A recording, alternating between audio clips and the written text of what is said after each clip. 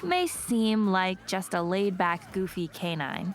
Baking pancakes, making bacon pancakes. But this silly dog is the moral center of Adventure Time. Without Jake the dog, Finn the human would be lost in a sea of moral quandaries. And that's because, in our ongoing series comparing each Adventure Time character to a piece of the mind, Jake is the superego. In the Freudian model of the psyche, the superego internalizes social ideas of right and wrong. Hey, back off, you gnomes! That kid just saved you guys! You should thank him! It forms a conscience to keep the ego's bad behavior in check and sets an ideal standard for the ego to aspire to. If Jake was here, Jake wouldn't be running. That's Jake's secret, too. What? Jake! Jake is a pretty lax version of the superego. Yeah. Well, it's fine. She'll be fine. But he keeps Finn, the ego, on track, gently guiding him towards self-betterment. This place is designed to mess you up, to mess with your head. None of this is real. It's all just trials to test your heroic attributes. You're the smartest dog I know, man. Jake shows the characters and the audience what it means to be a good person in the land of Ooh. Before we go on, we want to tell you a little bit about this video's sponsor, SwiftRickGear.com. They've got some very cool Rick and Morty merch. So if you're a fan of the show, and who isn't, check out our link in the description below to browse their beautiful hoodies and more. Feels sort of like a violation.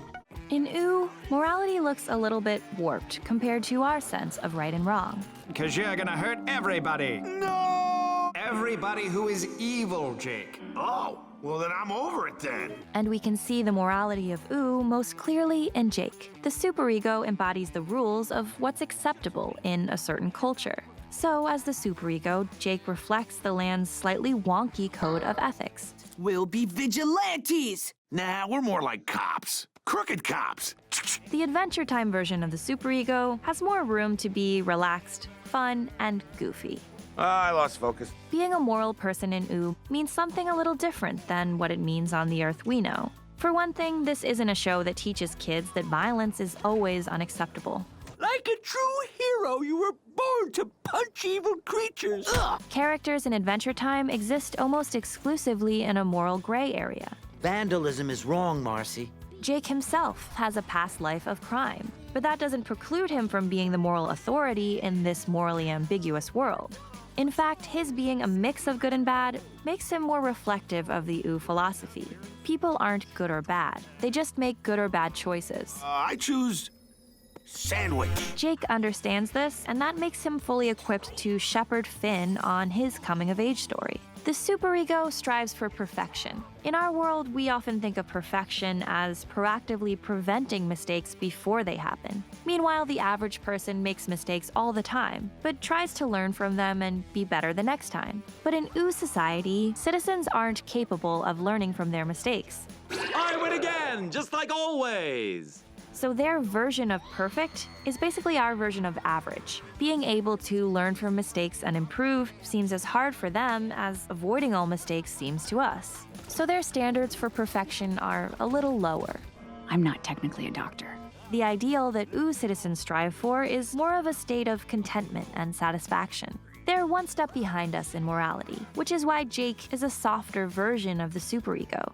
I want to help you out of this, man, but she scares the filling out of my donut. He can be the height of moral achievement in this world, while also being occasionally lazy I may wake up at any moment. Nah. or selfish, or just generally fallible. The people of Ooh don't typically feel guilt in any real sense. For example, Princess Bubblegum uses her godlike ability to create life fairly recklessly. I would like to honor James with this new James I whipped up in the lab. And she's rarely, if ever, held responsible for the horrific things she's often complicit in. These characters don't tend to worry too much about the consequences of their actions. And this makes sense if you look at each character as an isolated part of the human mind, as we have been. Most distinct parts of our psyche aren't capable of processing morality on their own. That's the superego's job. In many of our societies, morality is implemented through shame or guilt, which are tools of the superego. You should be ashamed of yourself. But in the land of Ooh, morality has to be enforced physically by Finn and Jake. I'm going to beat my purity into them! Unlike the other characters, Finn as the ego is capable of processing guilt. That was a really, really messed up thing to do, and I'm truly sorry. I forgive you. Awesome. And he can incorporate Jake's moral lessons into his life. What's more important, your love for that screwball dame, or being a hero and saving the lives of innocent goblin folk? Being a hero. It's the ego's job to take the guidelines of the superego and incorporate them into behavior. So as a bonded pair, Finn and Jake together represent the only way to spread a moral code throughout OO. You should apologize to the farmers and make amends. Really? Yeah, that'll work. Jake shares his moral expertise with Finn, and Finn puts that advice into action. And thus, they help save the citizens of OO from moral pitfalls. Your constant harassment of the female gender makes me sick.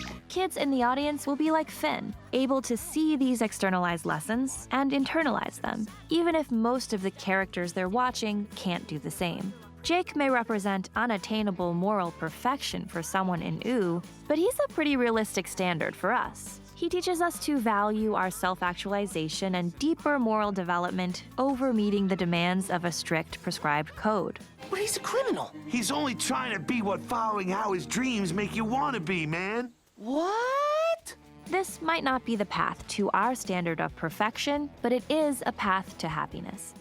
Love you forever, man, but your guilt's hurting the team dynamics. The superego is there to be the voice of right and wrong for the ego, and Jake gives his share of excellent one-liner advice. Dude, sucking at something is the first step towards being sorta good at something. You're thinking too much with those eyeballs, not enough with your mind holes. To live life, you need problems. That's so stupid! But most of the time, Jake is not preaching. He's more interested in facilitating Finn's growth. He'll often give Finn the advice he really needs at the beginning of an adventure. Do not do tier 15! But then he'll slog with Finn through the moral ups and downs of his journey, rather than chastising Finn for every wrong decision. I just want to sit here and moan. Then I'll moan with you, buddy. Or Jake will give Finn his 2 cents, and then just step back and give Finn the space to work through his issues on his own. I wonder what Finn's up to. Hey, buddy, you feeling better already? The superego develops in early childhood largely through our parents' punishment or approval. So the superego is also an internalized parental figure. Jake is a father figure for Finn, and he's a really supportive one. His goal is never to correct a negative behavior without addressing a root cause. Having a girlfriend is hard. You're getting all hung up on imaginary problems. You gotta focus on what's real, man. So we can read Jake's form of superego as a very positive model for parenting. His style is almost the opposite of helicopter parenting, but it's still very much about being present in the kid's life. He doesn't follow the Jiminy Cricket model of the conscience, hovering over Finn and doggedly telling him the right thing to do. You've got to go to school. Instead, he wants Finn to truly understand why he needs to make certain changes in his life, just as it's probably more effective to show a child why certain behaviors are better or worse, rather than scold them into fearfully obeying rules that are meaningless to them.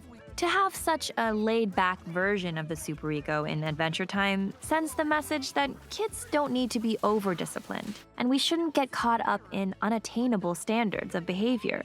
The superego that we impart to kids can be a more relaxed and balanced part of the psyche that helps us feel out how to truly understand morality with depth, instead of just acting in fear. For Jake, being a conscience isn't about being a judicial force, punishing or rewarding the ego. He's always there as a spiritual guide letting Finn know what he thinks, but he stays out of Finn's way a lot of the time. Finn's the one who has to struggle through making the difficult choices and incorporating Jake's advice into his life. So if we can learn something from Jake's parenting, it's to let the child come to understanding on their own, without interfering too forcefully, but always to be present and there for them. Even if we're not changing on the outside, we're changing on the inside constantly. Jake's stretchy, shape-shifting powers are symbolic of the fluid morality of OO. But I could get used to this. What? No, you have to suffer. Okay. And they also represent the virtue of flexibility. For one thing, Jake's stretchy powers allow him to display for Finn the complex issues that Finn needs advice about. And Jake is literally flexible enough to adapt to Finn's needs in any given situation. His physical flexibility symbolizes his flexible personality and go-with-the-flow attitude. So we could have... Died horribly? Yes. Jake's laid-back mindset actually makes him more equipped to separate right from wrong. He's unclouded by the rampant, out-of-control emotions that sometimes take over Finn. But how am I to know the good side from the bad? You will know when you're calm. And when he gets into a bout of angst, he wants to ruminate on his negative feelings or repress them altogether. Festering's always bad, man. There's no good kind of festering. But Jake maintains a clear perspective. Because his adaptability makes him resilient, things roll off his back. We can also aspire to Jake's laid-back flexibility. The more we stretch, the easier it is to see that many of our everyday stresses aren't really worth getting so wound up over. Jake the Superego's incredibly supportive, healthy attitude makes us think that maybe we can learn a few things from Oo's slightly subpar code of ethics. It's not traditional, but if it produces a conscience like Jake, there may be more wisdom here than meets the eye. It's kind of nice up here, though. Thanks to SwiftRickGear.com for sponsoring this video. They stock some of the best Rick and Morty merch around. Like, look at that sweatshirt, that's gorgeous. Or how about this Morty Revolution hoodie? Wear it when it's a good time for a drink and a cold, calculated speech with sinister overtones. Plus, they've got a whole selection of hats, t-shirts, and long-sleeve shirts featuring your favorite characters. So click the link in our description and head over to SwiftRickGear.com. Also, you get 25% off with our special discount code. And leave a comment if there's anything you'd like to see that's not yet on their site.